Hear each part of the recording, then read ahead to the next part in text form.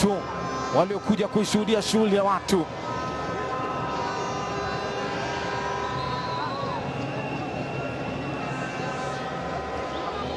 Jerome Bryson Ongai, ishara mikono miwili inaletwa ndani huko, kichwa kile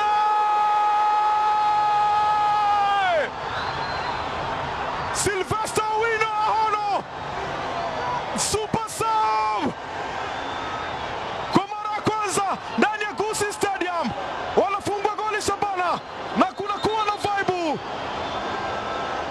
Aliomba Sylvester Owino Ahono, ameshindwa kupangua shetani, lakini Mungu pia na ameamua. Wanatangulia Kogalo kupitia kwa super sub.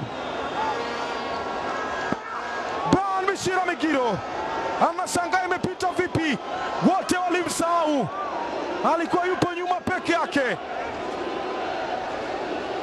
Sylvester Owino Ahono anawatanguliza mabingwa watetezi hapa.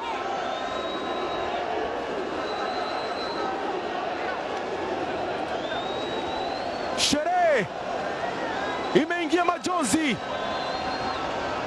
upande wa pili ni furaha kwa mashabiki wa Gor Mahia. Moshi ililetwa kona uzuri na Jerome, walimsahau kabisa. Where are the defenders? Upigaji ulikuwa mzuri, far post kabisa.